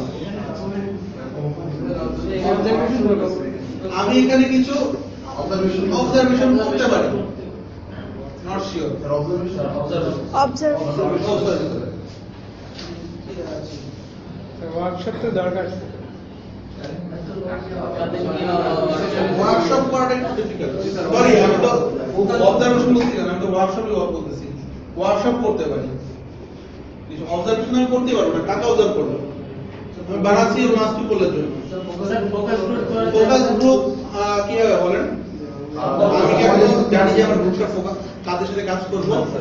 হ্যাঁ, যদি এরকম হয়, আমার যে কোশ্চেনারি আমি তৈরি করলাম, সেই কোশ্চেনের রিপ্লাই দেখে যদি দেখি মেইনলি ইউজার গুলো আমার কিছু ফোকাস গ্রুপে পড়তেছে, তখন আমি এখানে যাব। যেন আমি এটাকে 2 বলি, এটা আসলে এটা এবং এটা রিপ্লেসমেন্ট হয়, ওয়ার্কশপ করাবো, আমি ফোকাস গ্রুপে যাব। বিকজ আমাকে বুঝতে হবে এইটার আউটপুটটা কি। এই যে কোশ্চেনারি গুলো বানাইছি, বলেন, এই যে কোশ্চেনারি আমি তৈরি করছি, এই কোশ্চেনারি গুলোর আউটপুট কি আছে সেটা কিন্তু আমি বুঝবো আমার ফোকাস গ্রুপে, যাব না আমি ওয়ার্কশপ করব। তো এগুলো বোঝা যাচ্ছে কি করব, কেন করব? বাস অনেক সময় যেটা হয়, আমি কিছু ডকুমেন্ট অ্যানালাইসিস করতে পারি। ডকুমেন্ট গুলো কিরকম, যে আমার এই ধরনের অ্যাপ্লিকেশন যাদের আছে বা এই ধরনের সিস্টেম যাদের আছে, ওরা আসলে ডকুমেন্ট না, অ্যাকচুয়ালি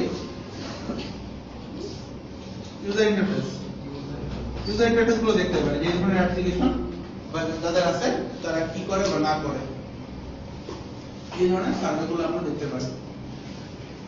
আর আরটা কি বাকি আছে? Package software. প্যাকেজ সফটওয়্যার গুলো কখনো নরমালি যখন আমরা ধরেন মনে করেন থাকে না, এটা কিনলে এটা ফ্রি বা এটার সাথে এটা পাচ্ছেন একই দামে, এরকম এই জিনিসগুলো কখন হয়?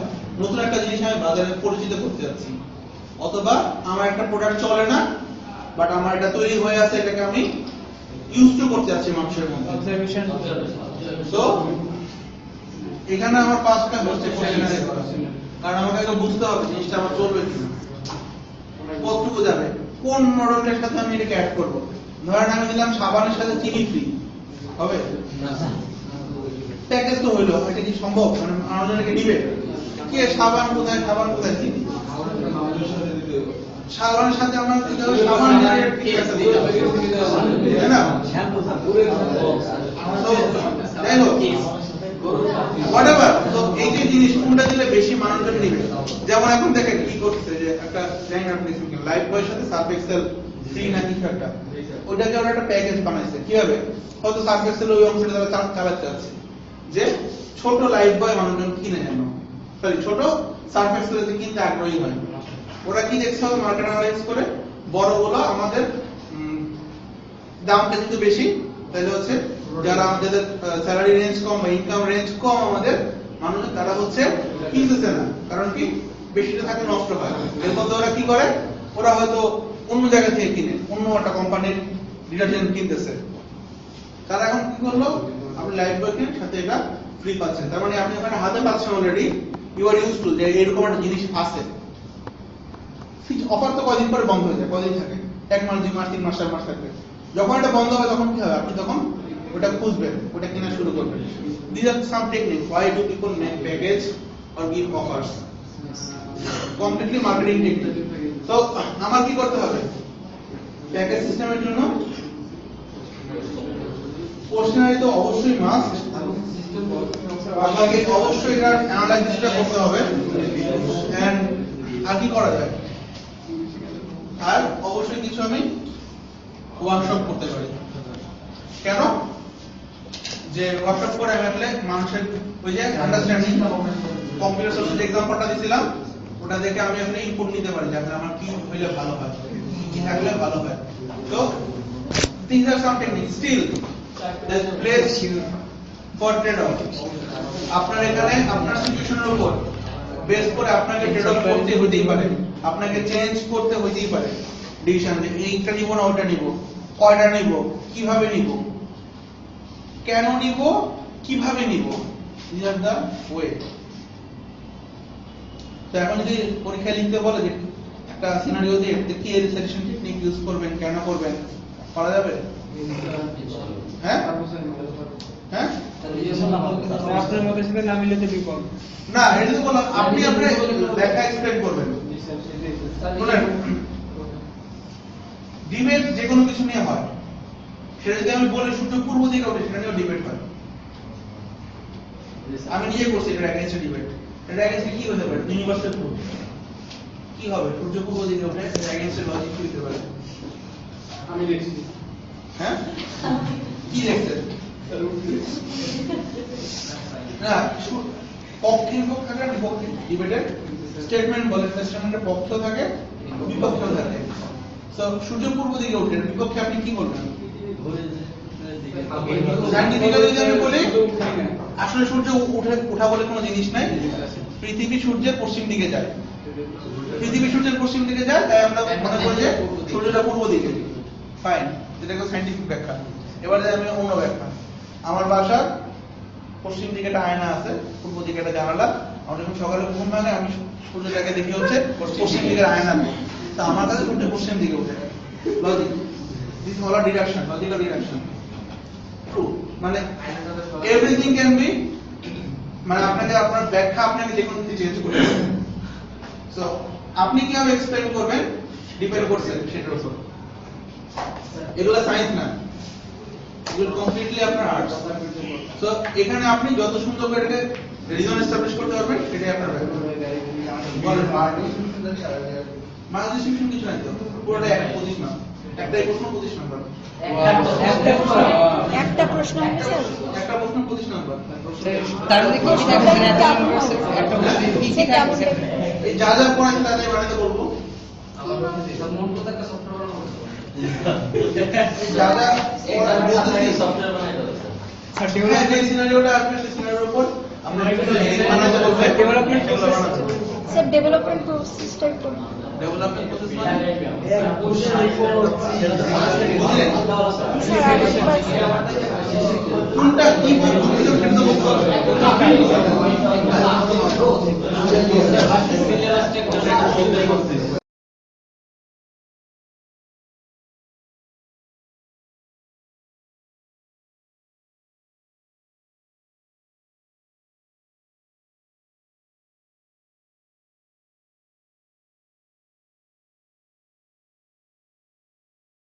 এটা নিয়ে আমি কিছু বলবো না, তবে আমি আপনাদের মিটার প্রশ্নটা উঠে দেবো ক্লাসরুম, কোনো সমস্যা নেই। গুগল ক্লাসরুমে মিটার প্রশ্নটা উঠে দেবো, আমার কোনো সমস্যা নেই। আপনারা যদি লিখতে পারেন আমার কোনো সমস্যা নেই।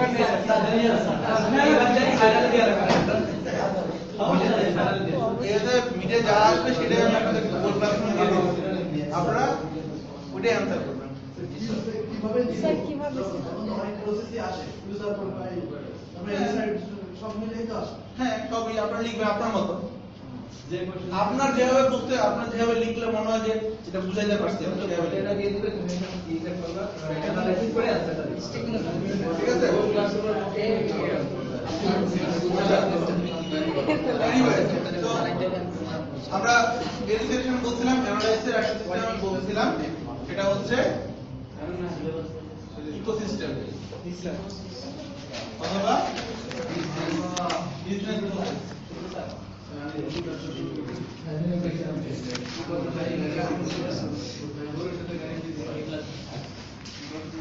আচ্ছা, তো এল সেকশন গুলো আমরা বুঝতে পারছি। এল সেকশনে যে এই ইন্টারভিউ নিলাম, এগুলা নিলাম, অবজারভেশন করলাম, এগুলো থেকে আমরা কি পাচ্ছি? কিছু ছোট ছোট সিনারিও পাচ্ছি। এ এটা বলছে, ও এটা বলছে, এখান থেকে এই আনসার পাইছি, এখান থেকে ওয়ার্কশপ থেকে এটা পাইছি, এখানে বিভিন্ন জায়গা থেকে কিছু টুকরো কিছু জিনিস পাইছি। এই সবগুলোকে আমরা একটা পাজলের মতো জোড়া লাগাইতে হবে। জোড়া লাগানো মানে পাজল বুঝেন? পাজল মিলাইছেন কখনো? যেরকম কাটা কাটা থাকে, এরকম আমাদেরকে এখন এই ছোট ছোট এরকম স্টোরি গুলোকে নিলাম আমরা, স্টোরি গুলোকে এবার আমরা জাস্ট খাদে খাদে বসাবো। তার মানে কি, বসানোর পর আমরা একটা আলটিমেটলি ইকোসিস্টেম বানাবো। কি ইকোসিস্টেমটা কি? তারা কিভাবে কাজ করে, এক্স্যাক্টলি কাজের প্রসেসটা কি, হাউ ডু দে ওয়ার্ক, এইটা আমরা তৈরি করবো। এখন আমি এখন বিভিন্ন জনের কাছ থেকে বিভিন্ন রকম গল্পগুলো শুনছি, এখন আমি পুরোটা জেনারিক ভাবে বানাচ্ছি, হাউ ডু দে ওয়ার্ক। এর জন্য আমি কি করব, একটা এক্সাম্পল দিই। ধরেন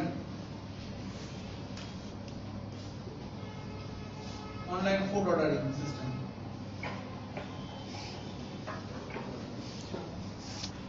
একটা অনলাইনের খাবারের দোকান। তো খাবারের দোকানে কি থাকে? খাবার থাকে, আর কি থাকে? রিলেটেড কার পিপল, এর সাথে আমার কাস্টমার বা যারা খাবে খাবার দাবার, ম্যানেজার থাকে, সেলসম্যান, কুক থাকে যে রান্না করবে, বললাম অনলাইন যে তাই না, মানে ডেলিভারি ম্যান থাকে। সেলসম্যান কাজ কি বলুন তো? বিক্রি করছে কে এখানে? সেলস করছে কে? আমার সেলটা করছে কে এখানে? এখানে আপনার সেলসম্যান লাগে না, এগুলা একটু ডিএম ক্লাসে আপনারা পরিচিত হবেন। সেলস কি, মার্কেটিং কি। সেলস এক জিনিস, মার্কেটিং এক জিনিস। সেলস কি, যারা সেল করে, ঠিক আছে? সেলসম্যান আর সেলস কিন্তু সেম না, ঠিক আছে? আর মার্কেটিং ইজ ডিফারেন্ট থিং, যারা হচ্ছে প্রোডাক্টের মার্কেটিং করে, প্রোডাক্টটা কি জিনিস, প্রোডাক্টের ব্র্যান্ডিং করে, প্রোডাক্টের প্রাইসিং করে, প্রোডাক্টকে পরিচিত করায়, প্রোডাক্টের অ্যাডভার্টাইজমেন্ট বানায়। তো তারা হচ্ছে প্রোডাক্টের আইডেন্টিফাই করার জন্য যা যা কিছু করা দরকার সবকিছু করে। দ্যাট ইজ মার্কেটিং এর কাজ। আমার আপাতত ধরে নিলাম এইটা হচ্ছে আমার প্রাইমারি স্টেকহোল্ডার, মানে এন্ড ইউজার লেভেলে। এখন এর মধ্যে সব, এটা দোকানের মালিক, ডিরেক্টরস, পুলিশ, যে কারণ পুলিশে ঘুষ দিতে হয়, এটা করতে হয়, লিগ্যাল পিপল, এরাও আছে। এরা আমার ডিরেক্ট স্টেক হোল্ডার না। ওই যে একটা হায়ারার্কি করেছিলাম না স্টেক হোল্ডারের, এন্ড ইউজার কারা, ডিরেক্ট কারা, ইনডিরেক্ট কারা, এরকম জায়গায় ছিলাম। তো ডিফারেন্ট টাইপ অফ স্টেক হোল্ডারস আছে। আচ্ছা, এখন আমি চাই পুরো সিস্টেমটাকে আঁকতে। তাহলে শুরু করবো কিভাবে? ধরেন এই হচ্ছে আমার ফুল সিস্টেমটা, অনলাইন ফুড অর্ডারিং সিস্টেম। এই হচ্ছে আমার পুরো সিস্টেমটা। তো সিস্টেমটার স্টার্টেশনটা কিভাবে শুরু হয়? ধরলাম এখানে আমার ম্যানেজার আছে। ম্যানেজার কি করে? এখানে কিছু ফুড অ্যাড করে না, ফুড মেনু, যে এই খাবার আছে, এটাতে কি দেয়? এখানে প্রাইস দেয়, পিকচার দেয়, আরো কিছু হয়তো দেয়। সে এগুলাকে ইনপুট দিচ্ছে সিস্টেমে, মেনু তৈরি করতেছে, তাই না? আচ্ছা, এই পাশে আমরা ধরলাম বসে আছে কাস্টমার। কাস্টমার কি করে? প্রথমে হ্যাঁ মেনু লিস্ট দেখে ইংলিশ দেখো মেনু লিস্ট দেখে দেখার পর কি করে সেখান থেকে আমার কিছু আইটেম চুজ করে আচ্ছা আইটেম চুজ করে অর্ডার দেয় নাকি আইটেম চুজ করার পর কি আসে তার কাছে কে দেয় সিস্টেম একটা কিছু দেয় না ও আচ্ছা প্রাইস এন্ড অ্যাভেলেবিলিটি যে ধরেন এটা আমি দিতে পারবো কিনা বা এটা বানাইতে আমার কতক্ষণ সময় লাগবে এখন আমি বললাম আমরা একটা আইটেম বললাম যেটা বানাইতে আমার লং টাইম সময় লাগতেছে বুঝতে পারে না যে ধরেন একটা স্পেশাল ফুড আইটেম যাচ্ছি সেটা আমাকে সময় লাগবে বানাইতে বা আমি বার্গার বলি হয়তো আমাকে সে কম সময় বানাতে পারবে কারণ রেডি আছে আমি যদি বললাম একটা আমাকে সময় বানাইতে সময় লাগবে সো প্রাইস এন্ড অ্যাভেলেবিলিটি সে ইনপুট দিচ্ছে এরপর কি করছে সে অর্ডার দিচ্ছে অর্ডার দেওয়ার পর কি আসে তার কাছে একটা টাকা মানে হ্যাঁ পেমেন্ট করা পেমেন্টের জন্য একটা কি আসে এটাকে আমরা বলি ইনভয়েস বলি ইনভয়েস হ্যাঁ এটা আমরা আপনারা একটু জেনে রাখেন হয়তো অনেকে জানেন অনেকে জানেন না জানি হ্যাঁ ইনভয়েস আসছে তার মানে কি একটা আমার ইনভয়েস কি থাকে আপনি কি নিচ্ছেন একটা বিল কত আপনি পেমেন্ট কি করবেন কিভাবে করবেন সে একটা ডিটেইলস পেপার আসছে আপনারা ক্লাস 5 এ পড়ছিলেন ক্যাশ মেমো বানানো জি স্যার মনে আছে ক্লাস 5 এ অঙ্ক ক্যাশ মেমো বানানো অনেকটা ওরকম তো একটা ইনভয়েস জেনারেট হচ্ছে ইনভয়েসের এগেইনস্টে সে কি করবে এখন পেমেন্ট করবে পেমেন্টটা সে কিভাবে করতে পারে ধরলাম এখানে একটা আমার অনলাইন পেমেন্ট সিস্টেম আছে সে এখানে কি করতে পারে পেমেন্ট করবে আর এখান থেকে তার কাছে এখানে কি আসবে পেমেন্টের জন্য হয়তো একটা কিছু পেমেন্ট ইনফোটা আসবে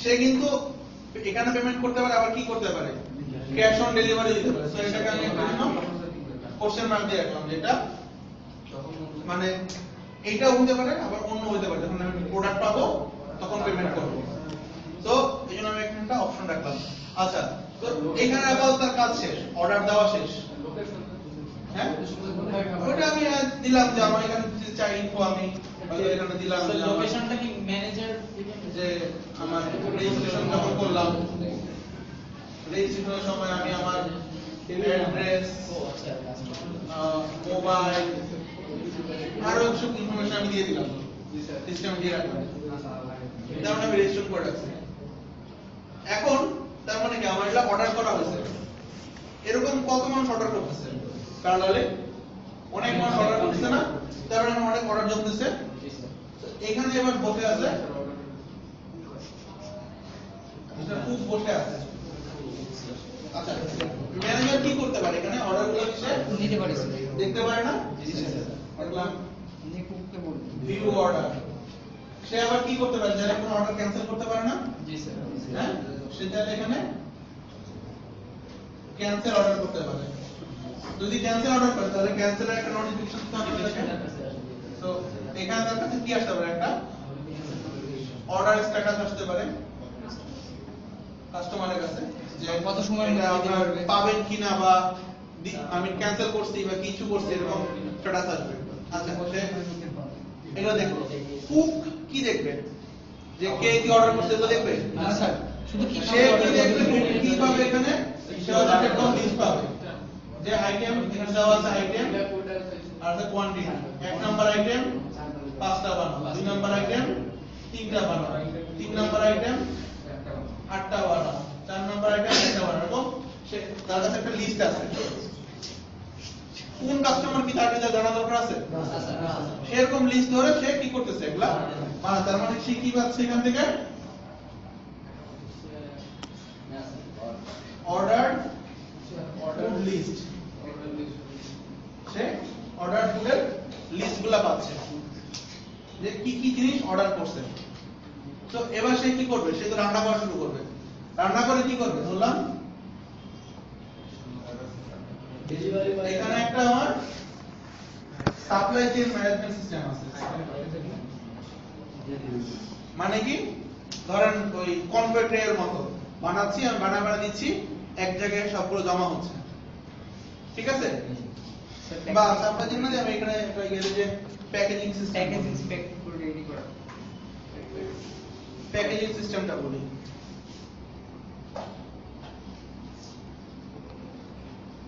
প্যাকেজিং পোর্শনটা আছে, তো এ কি করবে, এর কাছে কি পাঠাচ্ছে, ফুড আইটেম গুলো পাঠাচ্ছে, যে খাবার রান্না হচ্ছে সেগুলোকে এখানে পাঠাচ্ছে কুকড আইটেম।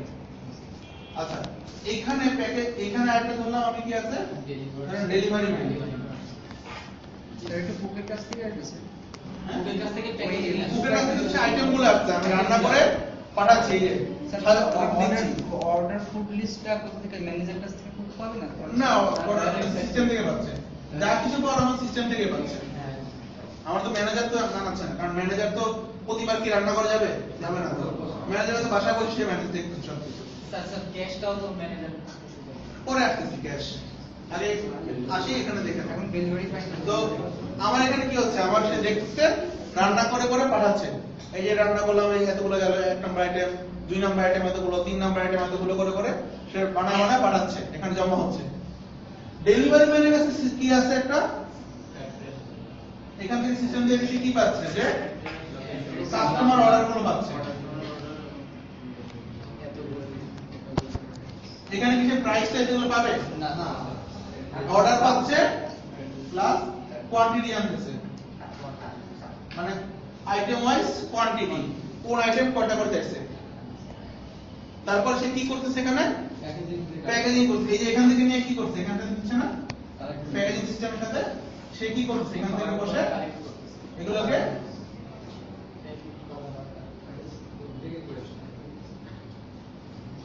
সে এখানে সাথে নিয়ে প্যাকেট করতেছে।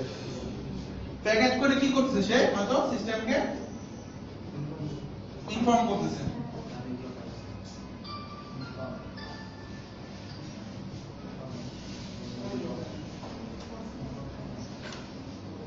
প্যাকেজিং স্ট্যাটাসটা জানাচ্ছে সে, যে আমার এটা প্যাকেট করা শেষ, বা এটা প্যাকেজিং কাজ হয়ে গেছে। এবার কাজ কি আমার, ডেলিভারি। তো এখানে যখন কোয়ান্টিটির সাথে আমার একটা জিনিস লাগবে, এটা কি ফোন নাম্বার, অ্যাড্রেস, মোবাইল, যা যা লাগে আর কি। এরা সব হচ্ছে আমার রিকোয়ারমেন্টের উপর কি কি জিনিস চাই। তাও আমার সে এখানে কি পাচ্ছে, সবগুলো এই আইটেম গুলো পেয়ে যাচ্ছে, কি কি করতে হবে। এবার সে কি করতেছে, ধরেন প্যাকেট করা হয়ে গেল, সব বের হবে, কি হচ্ছে, যে ধানমন্ডি এলাকার এগুলো, মিরপুর এলাকার এগুলো, উত্তরার জন্য এগুলো, পুরান ঢাকা যাচ্ছে এগুলো, হ্যাঁ, এগুলো কি করছে, সব আলাদা করছে রিজিয়ন ওয়াইজ। স্যার পেমেন্টটা যদি ডেলিভারি ম্যান নেয় তাহলে তো ওর কাছে প্রাইস আসতেছি আমি আগে আমার প্যাকেজ করা হবে, তো আমি এখান থেকে কি করছি, এগুলোকে রিজিয়ন ওয়াইজ ডিস্ট্রিবিউট করে কি করছে, তারা এখানে এরকম তারা বের হয়ে গেছে। এরা এখন বের হয়ে কি করবে, আমার থেকে প্রোডাক্ট ডেলিভারি দিচ্ছে।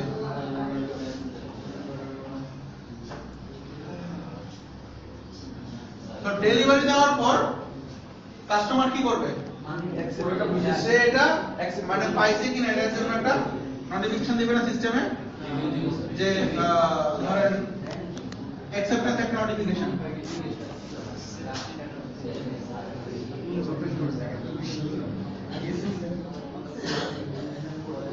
অ্যাকসেপ্টেন্স নোটিফিকেশনটা দিল, সে পাইছে কি পায় নাই, প্লাস পেমেন্ট করবে। সে কি করতে পারে, এখানেও যেরকম পেমেন্ট করতেছে সে একইভাবে এর কাছেও পেমেন্ট করতে পারে। আর ও যদি পেমেন্ট পায়, তার কাজ কি, ডেলিভারি ম্যান সে আবার এখানে পেমেন্ট স্ট্যাটাস দিবে, পেমেন্ট স্ট্যাটাসটা আপডেট করবে। আর এই কি পাবে, ম্যানেজার